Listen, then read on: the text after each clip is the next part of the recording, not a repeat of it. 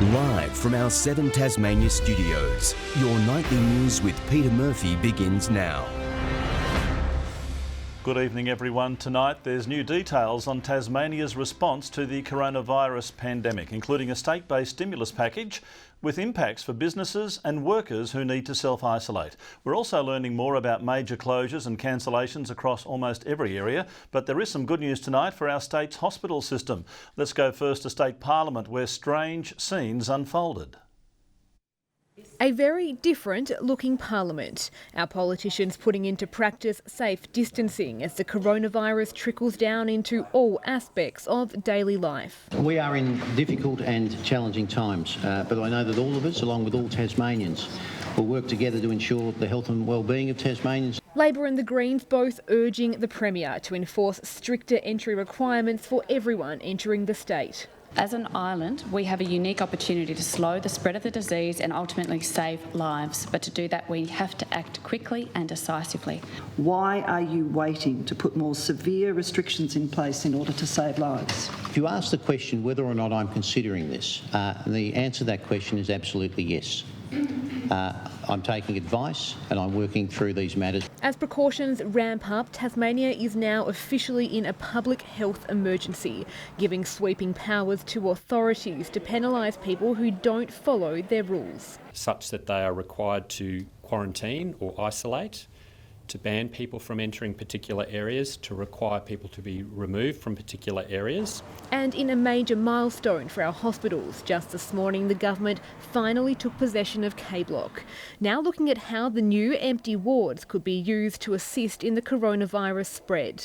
The $700 million project delayed several times due to issues with water quality and noise. We can resolve those with minimal disruption throughout that operational commissioning so that we can have it ready for patients as soon as possible. We are making sure that we're exploring all options. There's a large facility which now, if required, is available should we need that sort of facility footprint if the situation were to deteriorate substantially. And if the virus escalates, health officials ended with this important message for all Tasmanians. Keep calm. Continue to go to work and school if you're well. Wash your hands regularly with soap and water. Cover coughs and sneezes. Michelle Wispy, 7 Tasmania News. In breaking news, Tasmania Police has just suspended all large-scale random breath testing and drug testing operations to minimise health risks to its officers and the community. Police say they will still be paying attention to drink drivers with more targeted testing and high visibility patrolling. The new procedures are in effect indefinitely.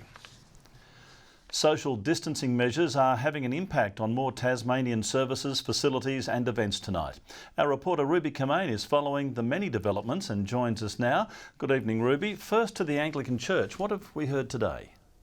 Pete, the church is cancelling its weekly services at congregations across the state until further notice. The Anglican Bishop of Tasmania says it's an unprecedented decision, but one that is needed to manage the risk of coronavirus spreading at its gatherings. It's now looking at streaming some of its services online. Easter church services in just over 3 weeks' time are expected to be impacted. I'm no medical person, but I think it's unlikely that the coronavirus crisis will be over by Easter. We'll be certainly hoping any way we can to help people access Easter celebrations as online. Church officials are also banned from visiting aged care homes to eliminate the risk they could bring the virus into those facilities. Yeah, now Ruby, we've also heard many public facilities are shutting down as well. Pete, there are so many, we can't go through all of them tonight, but one of Tasmania's biggest attractions, the Museum of Old and New Art of Berrydale, is being closed from tomorrow. That's a big loss. The Queen Victoria Museum and Art Gallery at Inveresk has now been closed. The aquatic centres in Launceston and Hobart will also shut down tonight. And as can be appreciated, we've heard several aged care providers have started implementing lockdowns on their facilities. In many cases, that means even family of residents will be banned from entering. But Pete, that's to protect our most vulnerable. Yes, it's hard to comprehend. The landscape's changing so quickly. Thanks for that, Ruby Kamain, with us there. Financial help is on the way for Tasmanians impacted by the widespread fallout of the virus. The Premier has announced a $420 million stimulus package, offering much-needed assistance for those forced to self-isolate, as well as our struggling businesses. Tasmania's hospitality, tourism, seafood and export businesses all facing turbulence. The government announcing its measures today, including $20 million in interest-free loans. Available to small businesses with a turnover of less than $5 million for the purpose of purchasing equipment or restructuring business operations. He's waiving tourism operator lease, licence and entry fees for parks, also offering $7 million in payroll tax relief. For the last 4 months of this financial year for hospitality, tourism and seafood industry businesses during 2020. Other businesses with an annual payroll of $5 million in wages can also apply for similar help. The government will also provide a 50% discount on liquor licensing fees and waiver all application fees for the calendar year. Also bringing forward $50 million for maintenance of public buildings to stimulate construction. And turning to health, there's $1 million for accommodation for frontline workers, $2 million to support healthcare providers. For example, by enabling minor capital works and the purchase of equipment including PPE so they can continue providing primary health services. For casual and low-income workers self-isolating, help is coming, but unions say it's not enough.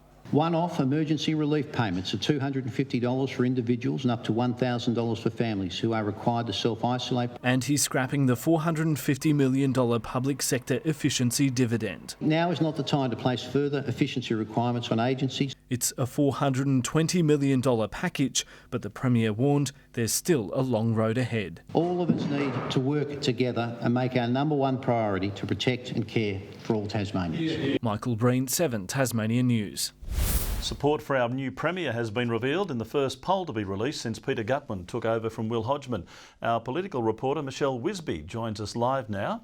Good evening, Michelle. What's been the voters' reaction to the leadership change? Pete, the Liberals have taken a slight hit, but overall its support remains steady. The EMRS poll of 1,000 Tasmanians was conducted last week, suggesting 43% of voters favour the Liberals, a decrease of 1% since December. Labor's support has lifted by around 3%, but it's still behind. Now, as you say, this is the first poll to be conducted since Peter Gutman took over from Will Hodgman as Premier in January. That is such a major change, but it seems it hasn't had a massive impact on the party. But in terms of preferred Premier, there has been some improvement from those numbers. Compared to Will Hodgman in December, Peter Gutman has taken a 3% hit. Labor's Rebecca White is still more popular, even though she's experienced a 2% drop. But Pete, according to the polling, now 1 in 5 Tasmanians is unsure of which leader they'd pick, or they say neither leader deserves their support.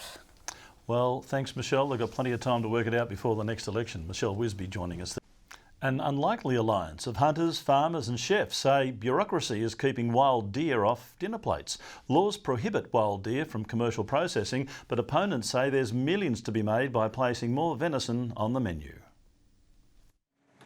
If you want wallaby, Craig Will has it covered. But you won't see too many chefs carving out a dish with wild deer. Apart from using the local farm stuff, we can't get hold of the wild, so we tend to not use it. I'd prefer to use the wild, and that's what we've been lobbying for the past 10 years.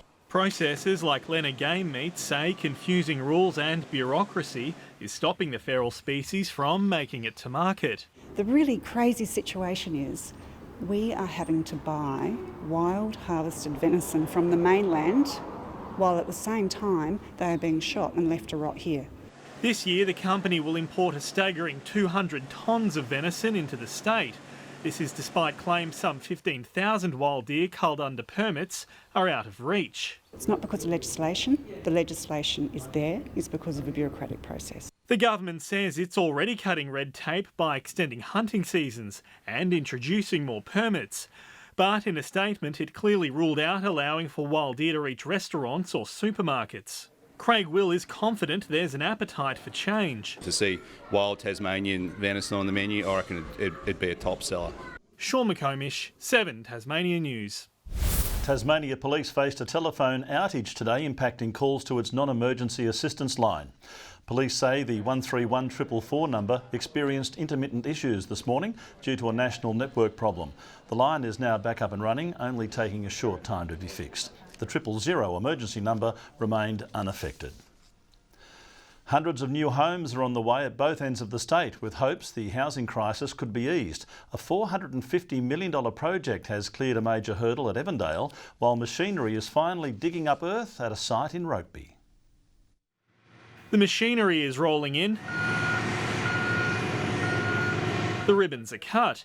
The only thing missing are the houses. The total project is approximately 1,170 blocks. I'm sure that the first 175 blocks will be built in probably the next 2 years. That's if the market allows it. More than likely, given Hobart's housing headaches. That will definitely help the problem. It won't solve it, but it will certainly help. While the roads are going in today, the road leading to today hasn't been easy. Originally, when the subdivision was approved back in 2010, there was some local opposition, there was concern in some quarters, but by and large, the opposition's been mooted. Meanwhile, a 240-hectare subdivision outside of Evandale has also been given the green light by council. Developers promised the $450 million plan won't overwhelm the historic township. This is not a cookie-cutter project. We could fit thousands of blocks on here, for example. There'll be 650 blocks, thereabouts. 2,500 people.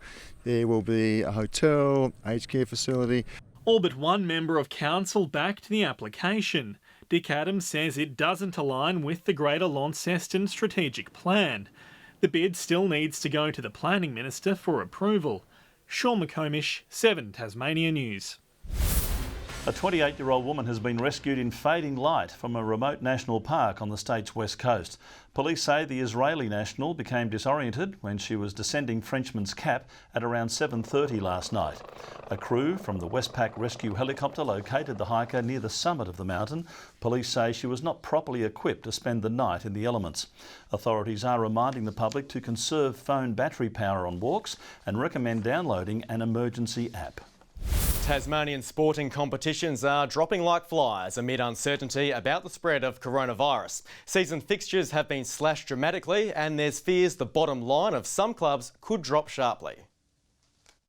Tasmania's premier state football competition has been suspended only 4 times in its history, once for the Spanish flu outbreak, twice for world wars, and now the coronavirus pandemic. We understand why the decision's been made, but at the same time, we love our footy and there's not going to be any footy for a while, so we're naturally disappointed. Players in the TSL won't run out on the park until at least June the 1st. Almost half the season's fixtures have been slashed, and teams may even struggle to practice. We don't know whether at this stage they will be able to train as a group, or they'll be training in small groups, or they'll be training on their own. The Northern Tasmanian Football Association has made a similar decision. Thousands of people, week in, week out, that come into contact with our clubs.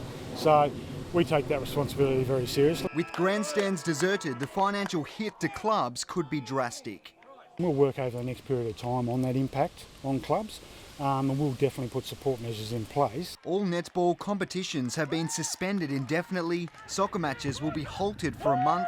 Bowls contests have also been driven out of play. Despite being at the pointy end of the season, Cricket Australia recommended all do-or-die clashes across the state be abandoned. The Cricket Tasmania Premier League has been suspended, while this weekend's Cricket North blockbuster at the NTCA ground is also on the chopping block. I've been involved in cricket for 54 years and it's the first time something like this has happened. Had we decided to go ahead, we probably would have been the only competition in the country that had.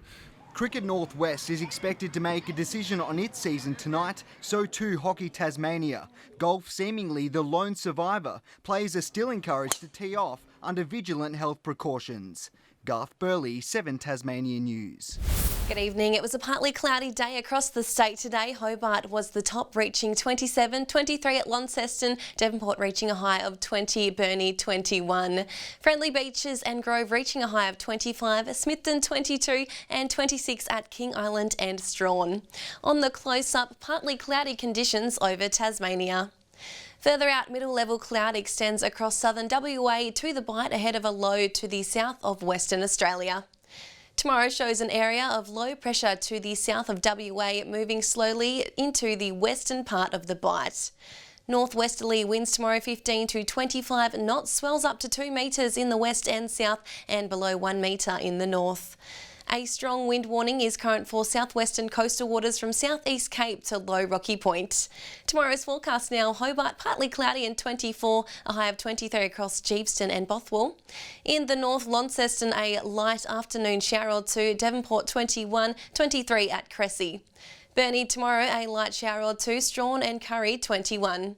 St Helens a partly cloudy 23, Swansea and Orford reaching a high of 24. The UV forecast mostly high 7s across the state.